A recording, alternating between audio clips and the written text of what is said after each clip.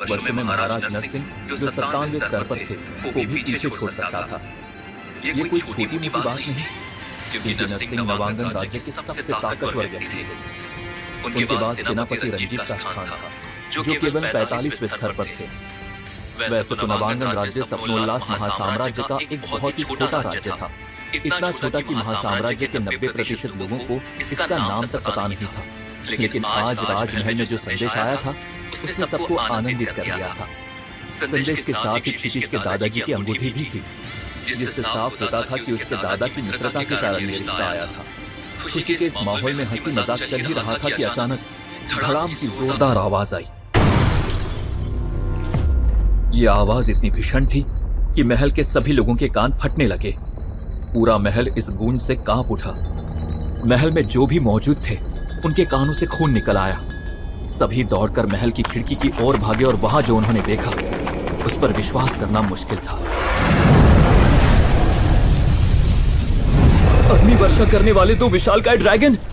वे दोनों पूरे नवांगन राज्य को भस्म करने पर उतारू थे। उनकी स्तर संख्या 100 थी। अगर महासाम्राज्य को छोड़ दिया जाए तो बाकी सभी राज्य मिलाकर भी इन्हें पराजित नहीं कर सकते थे। कोई कुछ समझ पाता तभी एक और धमाके के साथ राज्य के शस्त्रागार की इमारत आग की लपटों के हवाले होती। सभी ने उस तरफ देखा जहां से आग का गोला आया था। महाराज ने आदेश दिया, सैनिकों मुकाबला करो। लेकिन वो जानते थे कि उनकी सेना ड्रैगन का मुकाबला नहीं कर सकती। ठीक वैसा ही हुआ। सैनिकों ने तुरंत तोप के गोले ड्रैगन की तरफ दागने शुरू किए, लेकिन ड्रैगन इतनी तेजी से उड़ रहा था कि वो गोले पहुंचने से पहले ही आंखों से ओझल हो गया। तभी सामने से एक दूसरा ड्रैगन आता सभी को दिखाई दिया। वो सीधा महल की तरफ आ रहा था। महाराज ने आदेश दिया, अपनी बहनों को लेकर भागो क्षितिज। लेकिन क्षितिज मैदान छोड़कर जाने वालों में से नहीं था। उसने सामने रखा भाला उठाया और ड्रैगन की तरफ फेंक दिया। फुर्ती से ड्रैगन हटा, लेकिन उसने तुरंत अपने मुंह से एक आग का गोला निकाला जो महल की तरफ पिछले हिस्से पर लगा।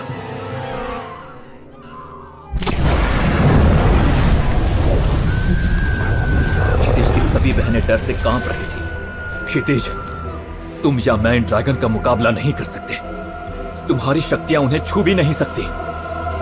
क्षितिज ने गुस्से से पूछा, तो क्या पिताजी हम खामोश रहे? नहीं, लेकिन उनसे बदला लेने के लिए तुम्हें भी ड्रैगन हासिल करना होगा। अभी तुम अपनी बहनों के साथ यहां से सुरक्षित जगह पर चले जाओ।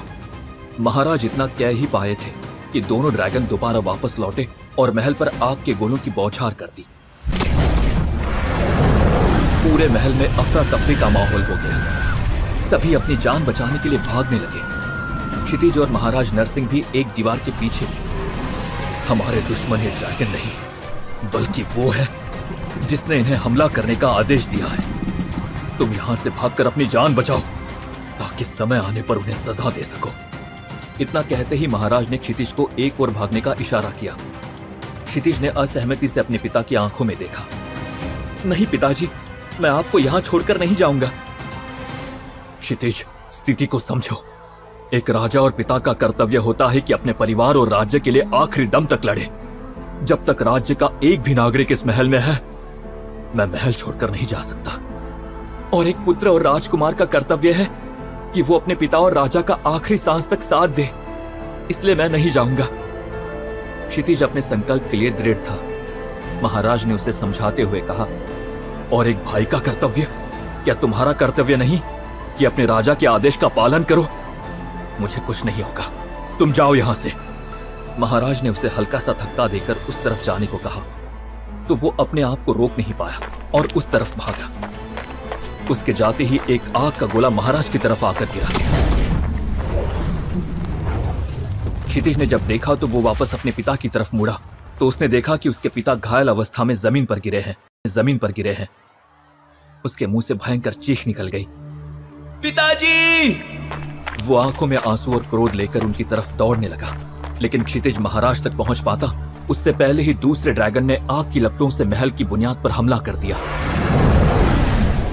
महल धीरे धीरे ढहने लगा। क्षितिज ने किसी तरह से अपने आप को संभाला और अपनी तलवार से उड़ते हुए ड्रैगन की तरफ कूदा, लेकिन उसका वार खाली गया और वो जमीन पर आकर गिरा। ड्रैगन ने जब क्षितिज को वार करते देखा तो वो वापस पलटा। क्षितिज ने देखा कि उसके पिताजी महल के एक हिस्से के साथ नीचे गिर रहे हैं। पिताजी! उसकी आंखों में आंसू थे। उसे यकीन नहीं था उसके पिता उसे छोड़कर जा रहे हैं। उसी समय ड्रैगन ने आग की लपटों से क्षितिज के ऊपर वार कर दिया। क्षितिज फुर्ती से हटा, लेकिन तभी महल का एक बड़ा सा टुकड़ा उसके ऊपर गिर गया। क्षितिज उसके नीचे दब गया। उसने उठने की पूरी कोशिश की, लेकिन वो नाकाम रहा। तभी उसने देखा कि ड्रैगन उसी की तरफ उड़ता हुआ आ रहा है। क्षितिज ने पूरी जान लगाकर अपने ऊपर गिरे पत्थर को उठाने की कोशिश की, लेकिन अब उसके शरीर में शक्ति नहीं बची थी। तभी उसे एक ड्रैगन उसकी तरफ आता दिखाई दिया। क्षितिज ने उठने की कोशिश की, लेकिन उसकी शक्ति शून्य हो गई थी। क्षितिज की आंखें धीरे धीरे बंद होने लगी। ड्रैगन को अपनी ओर आते हुए देखते देखते उसकी आंखें कब पूरी तरह से बंद हो गई उसे पता ही नहीं चला। उसे लगा मानो वो धीरे धीरे एक अंधेरी खाई में गिर रहा हो। उसे अपना शरीर हल्का होता हुआ प्रतीत हुआ। वो अपनी रगों में बहते हुए खून को महसूस कर सकता था। उसे अपने दिल की धड़कन महसूस हो रही थी, जिसकी रफ्तार धीरे धीरे कम हो रही थी। तभी अचानक उसके शरीर को एक जबरदस्त झटका लगा, मानो किसी बाहरी शक्ति ने उसके शरीर में प्रवेश किया हो।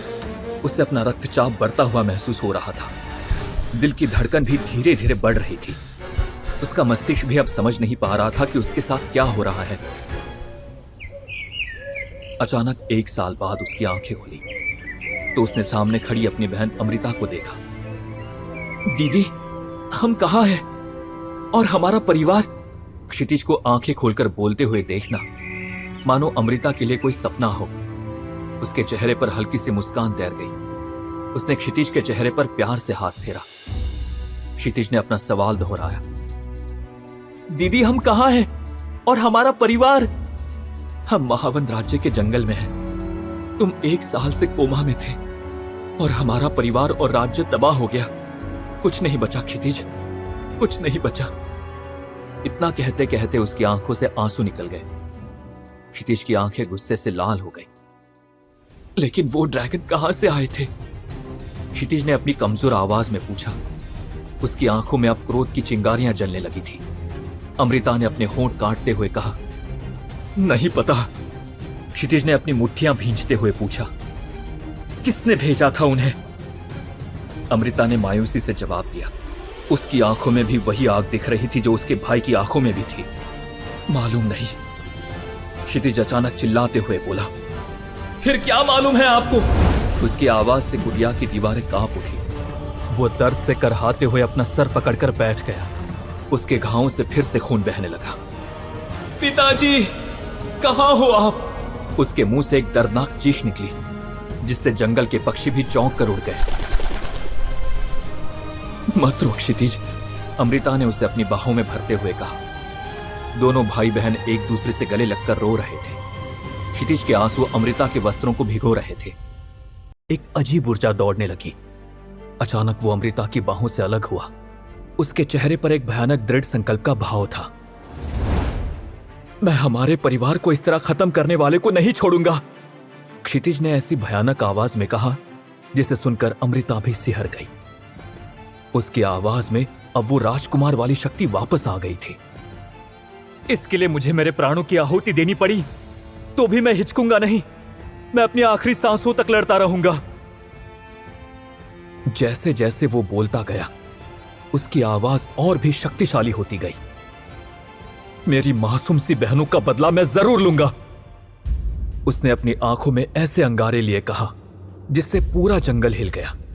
अमृता ने उसका हाथ थामते हुए कहा, जरूर लेना बदला, जरूर लेंगे मेरे भाई, मैं भी तुम्हारे साथ हूं। उसकी आंखों में भी वही आग थी जो क्षितिज की आंखों में थी। उनकी आंखों की प्रतिज्ञा ने जैसे पूरे जंगल को रोशन कर दिया था। क्षितिज ऐसे ही अमृता की गोद में रोते रोते बदला लेने के सपने देखते हुए सो गया। उसके चेहरे पर अभी भी आंसुओं की चमक थी, लेकिन उसके होठों पर एक विचित्र संकल्प की मुद्रा थी। सुबह सुबह जंगल से उठती जानवरों और पक्षियों की आवाजों से क्षितिज की नींद टूट गई। वो आंखें मलते हुए उठा तो उसने देखा कि वो अपनी खटिया पर अकेला था। अमृता कहीं दिखाई नहीं दे रही थी। वो लंगड़ाते लंगड़ाते कुटिया से बाहर आया।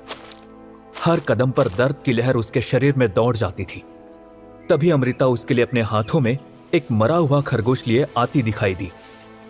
उसके बाल बिखरे हुए थे, चेहरे पर मिट्टी के धब्बे थे, लेकिन आंखों में वही दृढ़ता थी। लो, इसको पकाओ और खा जाओ, क्षितिज के सामने खरगोश को फेंकते हुए अमृता बोली।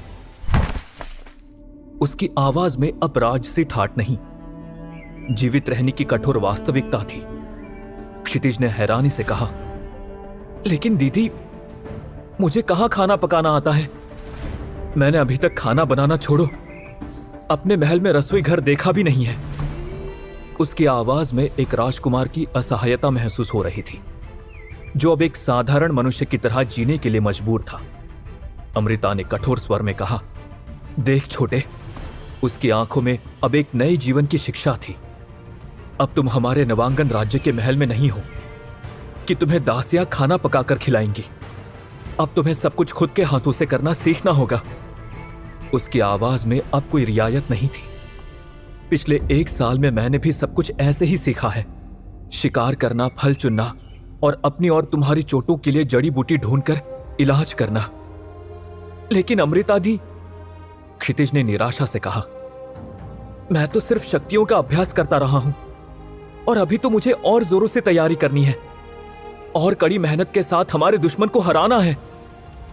उसकी आंखों में फिर से प्रतिशोध की ज्वाला जल उठी।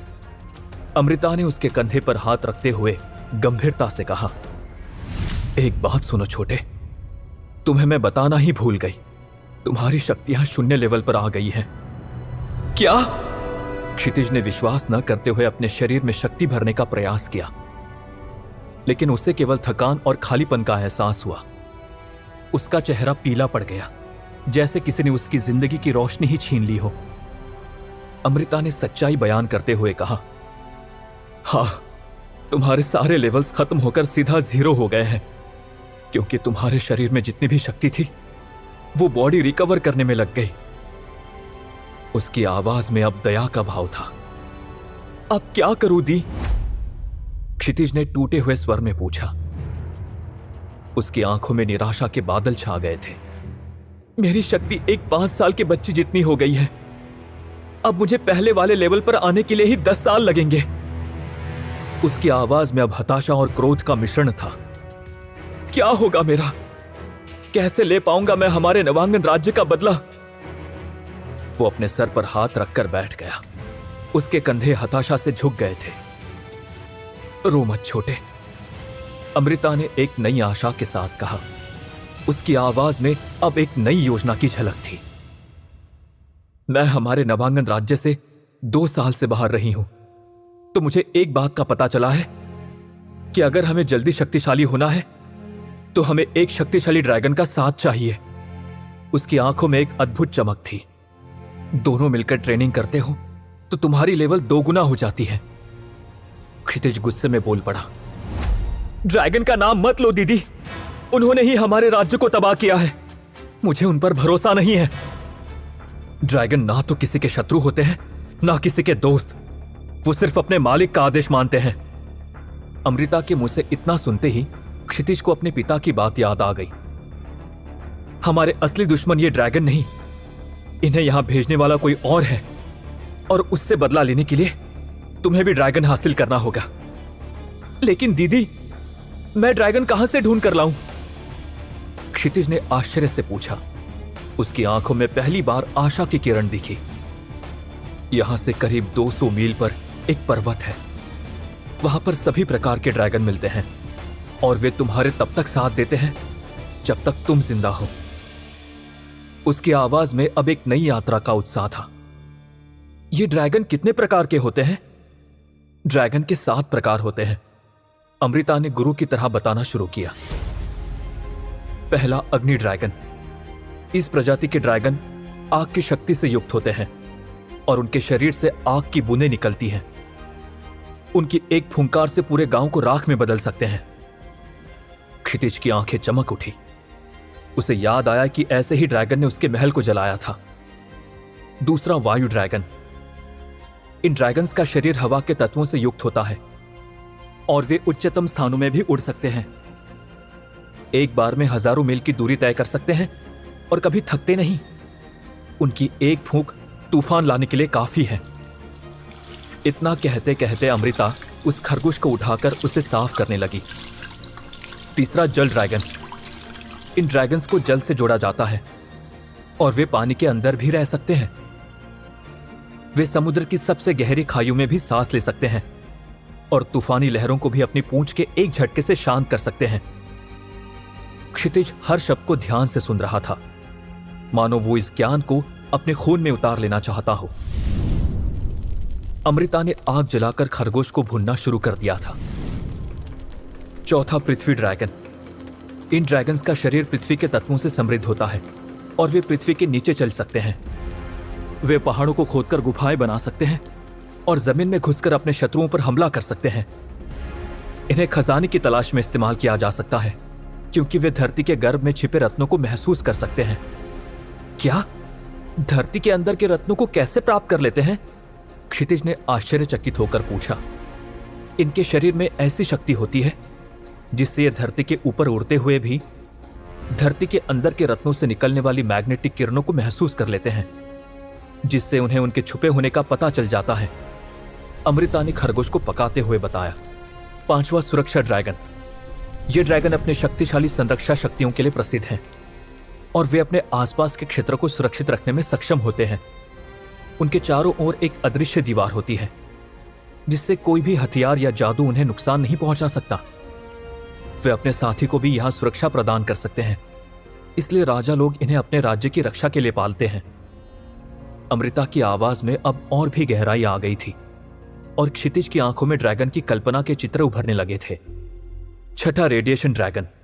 इन ड्रैगन्स को अद्भुत रेडिएशन शक्तियों से युक्त किया गया है और वे अपने प्रतिद्वंदी क्षेत्र को अस्त्र शक्ति से नष्ट कर सकते हैं। उनके पंखों से निकलने वाली किरणें एक बड़ी सेना को पल भर में समाप्त कर सकती है। इनको वश में करना सबसे कठिन है, लेकिन अगर कोई इन्हें वश में कर ले तो वो किसी भी युद्ध में अजय हो जाता है। आग में रखा खरगोश अब तक लगभग पक चुका था। क्षितिज ने उत्सुकता से कहा, मुझे भी अपना बदला लेने के लिए एक अजय योद्धा बनना है दीदी। मुझे इस ड्रैगन को हासिल करना होगा। रेडिएशन ड्रैगन ड्रैगन से भी खतरनाक ड्रैगन होता है। सातवां ड्रैगन, सोम ड्रैगन। ये ड्रैगन सोम यानी कि असुरों के अमृत के साथ जोड़े जाते हैं। उनके शरीर से निकलने वाला अमृत घावों को भर सकता है और मरने वाले को भी जीवन दे सकता है। इनके विशाल पंख 100 वर्षों से भी अधिक उम्र के होते हैं और उनकी आंखों में पूरे ब्रह्मांड का ज्ञान होता है। क्षितिज ने अमृता की बातें सुनते हुए अपनी आंखें बंद कर ली, मानो वो इन ड्रैगन को अपने दिमाग में उतार रहा हो। इन ड्रैगन की लेवल्स होती हैं क्या? उसने अचानक पूछा। उसकी आवाज में उत्साह था। हाँ, होती है। एक पत्ते में खरगोश का मांस परोसते हुए अमृता ने बताना शुरू किया। पहली स्वल्प ड्रैगन लेवल 1 से 10 तक ये नवजात ड्रैगन होते हैं, जिनमें आग, वायु, जल और पृथ्वी की बूंदें प्रदर्शित हो सकती हैं। ये छोटे और कमजोर होते हैं, लेकिन इनकी बुद्धि तेज होती है और ये जल्दी सीख जाते हैं। इनके पंख अभी विकसित हो रहे होते हैं और ये कम ऊंचाई पर ही उड़ सकते हैं। अमृता हर विवरण को इस तरह बता रही थी मानो उसने सैकड़ों ड्रैगन्स को अपनी आंखों से देखा हो। दूसरा, युवा ड्रैगन। लेवल 11वीं लेवल से 25 तक इन ड्रैगन्स ने अपनी शक्तियों को और भी विकसित किया है और वे सामान्य स्तर के क्षेत्रों में देखे जा सकते हैं। इनके दांत और पंजे धातु की तरह कठोर हो जाते हैं और इनकी आंखों में जादुई शक्तियां होती हैं। ये अपने शिकार को दूर से ही पहचान सकते हैं और अपनी प्राकृतिक शक्तियों का उपयोग करना सीख जाते हैं। क्षितिज भले ही अपना खाना खा रहा था, लेकिन उसका पूरा ध्यान अमृता की बातों पर था। तीसरा, मध्यस्थ ड्रैगन। 26वीं लेवल से 40 लेवल तक इन ड्रैगन्स ने अपनी क्षमताओं को मजबूत कर लिया होता है और वे बड़े और शक्तिशाली स्तर के क्षेत्रों में दिख सकते हैं। ये पूरी तरह से विकसित होते हैं और इनके शरीर पर मजबूत कवच की तरह स्केल्स होती हैं। ये तूफान और आग जैसी प्राकृतिक आपदाओं का मुकाबला कर सकते हैं और अपने क्षेत्र की रक्षा के लिए जल्दी से जल्दी वापस आ सकते हैं। चौथी, अद्वितीय ड्रैगन। 41वीं लेवल से 55 लेवल तक इन ड्रैगन्स की अद्वितीय शक्तियां और विशेषज्ञता होती है। जो उन्हें अन्य ड्रैगन से अलग बनाती हैं। ये अपनी प्रजाति के विशेष गुणों में महारत हासिल कर लेते हैं। जैसे एक अग्नि ड्रैगन अपनी आग से स्वर्ण धातु को भी पिघला सकता है और एक जल ड्रैगन सागर की गहराई में छिपे खजाने को बिना सांस रोके हासिल कर सकता है। क्षितिज को 1 साल बाद खाते देखकर अमृता जहां खुश थी, वहीं क्षितिज बिल्कुल एक अच्छे शिष्य की तरह अमृता की दी हुई एक एक जानकारी को ध्यान से सुन रहा था। 5वां लेवल उत्कृष्ट ड्रैगन, लेवल 56 से 70 तक। इन ड्रैगन्स ने अपने सबसे शक्तिशाली रूप से अपनी शक्तियों को विकसित किया है और वे अन्य ड्रैगन्स के सामान्य स्तर से आगे हैं। इनकी उम्र सैकड़ों साल की होती है और इनकी बुद्धि मानवों से भी तेज होती है। ये अपने क्षेत्र के राजा होते हैं और छोटे ड्रैगन इनका आदेश मानते हैं। 6ठी महाड्रैगन, लेवल 71 से 85 तक। इन ड्रैगन्स का स्तर बहुत ऊंचा होता है और उनमें विशेष शक्तियों का संबंध हो सकता है जो उन्हें शक्तिशाली बनाती है। ये ड्रैगन अपनी प्रजाति की सीमाओं को पार कर जाते हैं, जैसे एक अग्नि ड्रैगन जो बर्फ को भी नियंत्रित कर सकता है, या एक जल ड्रैगन जो आकाश में बादलों के बीच उड़ सकता है। इनकी शक्तियां दैवीय प्रतीत होती हैं और केवल महान योद्धा ही इनसे मित्रता कर सकते हैं। अपना आखिरी निवाला खाते हुए अमृता ने आगे बताया, 7वीं अद्भुत ड्रैगन, 86वें लेवल से 100 तक। इन ड्रैगन्स को देवता समान माना जाता है और उनकी शक्तियां अद्वितीय होती हैं जो उन्हें ब्रह्मांड के विभिन्न क्षेत्रों में समर्थ बनाती हैं। ये प्राचीन युग के साक्षी होते हैं और इनके पास वो ज्ञान होता है जो मानव इतिहास में कहीं लिखा नहीं गया। इनकी एक फुंकार से पर्वत धाराशाही हो सकते हैं और इनकी कृपा से मृत भी जीवित हो सकते हैं। इन्हें अपना साथी बनाना लगभग असंभव है, लेकिन अगर कोई इन्हें अपना साथी बना ले तो वो स्वयं देवता बन जाता है। क्षितिज ने गहरी सांस ली। उसके मन में अब सब साफ था। उसे एक ड्रैगन का साथी बनना था और फिर वो अपने परिवार का बदला लेगा। उसकी आंखों में अब नई आशा की किरण थी। दोनों ने खाना खाया। उसके बाद अमृता कुटिया के एक कोने में गई और वहां से एक कपड़े में लिपटी हुई वस्तु निकाली। उसने कपड़ा हटाया और क्षितिज की आंखें चमक उठी। ये तो हमारे पिता की तलवार है। हाँ, अग्निज्वाला, नवांगन राज्य की पवित्र तलवार। क्षितिज ने आदर से तलवार को हाथों में लिया। इसका वजन उसे अच्छी तरह याद था। उसने इसे हवा में घुमाया और उसे लगा जैसे तलवार भी उसे पहचान गई हो। पिताजी, पिताजी, उसने धीमे स्वर में कहा। उसकी आंखों में आंसू थे। मैं आपका बदला जरूर लूंगा। अमृता ने एक लंबी सांस ली। अब हमें चलना चाहिए, उसने कहा। सूरज अभी ऊपर है। हम कुछ मील का सफर तय कर सकते हैं।